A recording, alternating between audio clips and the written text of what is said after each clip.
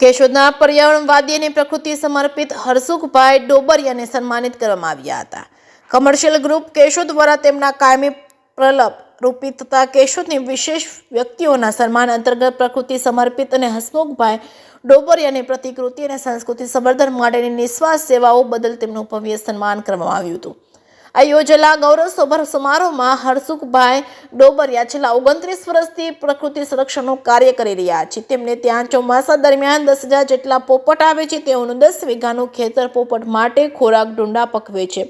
લગભગ 2,70,000 જેટલો વાર્ષિક ખર્ચ સ્વયં પોતે ઉઠાવે છે, જેમની નોંધ અનેક પ્રિન્ટ મીડિયા તેમજ રાષ્ટ્રીય નેશનલ ઇવેન્ટ બીસી દ્વારા પણ જેમની નોંધ લેવામાં આવી છે। સમગ્ર કેશોદને ભારતભરમાં જાણીતું કર્યું છે, ગૌરવ અપાવ્યું છે। આવી વ્યક્તિ કમર્શિયલ ગ્રુપ સંયોજન્ય મધુબેન દેવાણી પ્રતિભા પ્રતિષ્ઠા ગૌરવપૂર્વક સન્માનિત કરવામાં આવ્યા હતા। તેમની સાથે 10 NGO જોડાયેલી છે। આ તકે ગૌરવ અપાવનારા પ્રકૃતિ પ્રેમી વ્યક્તિત્વ ને પ્રકૃતિ સંરક્ષણ અને જાગૃતિ માટે હરસુખભાઈ દ્વારા કરવામાં આવતા કાર્યને અનેક લોકોને પ્રેરણા આપતા રહ્યા છે। ભવિષ્યમાં પણ સમાજને યોગ્ય માર્ગદર્શન આપતા રહેશે। તેમની સેવાભાવી પ્રવૃત્તિઓ વધુ વિસ્તરે, પ્રકૃતિ માટે તેમનો સંકલ્પ સતત અડગ રહે, તેઓ આવનારી પેઢીઓ માટે પ્રેરણા સ્ત્રોત બની રહે તેવી હૃદયપૂર્વક શુભકામનાઓ દરેક સંસ્થાઓએ પાઠવી હતી।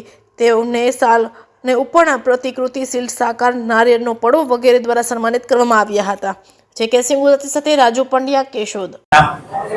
આજનો કાર્યક્રમ એવો છે કે કર્મચારી આપણે મંડળ છે એ મારું સન્માન કરવાના બીજા ઘણા મંડળો આવ્યા, આઝાદ ક્લબ છે ને, અને મારે ત્યાં જે પક્ષી આવે એને 29 વર્ષ થયા અને ફંડ ફાળા લીધા વગર અને કેશોદ સંસ્થાઓએ એને જે મારું સન્માન કર્યું એ બદલ હું આભારી છું।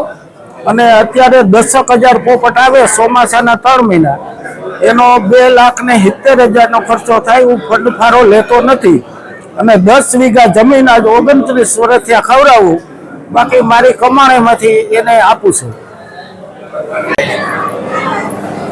કર્મશીલ ગ્રુપ સૌજન્ય મધુબેન દેવાણી પ્રતિભા પ્રતિષ્ઠાન તરફથી આજે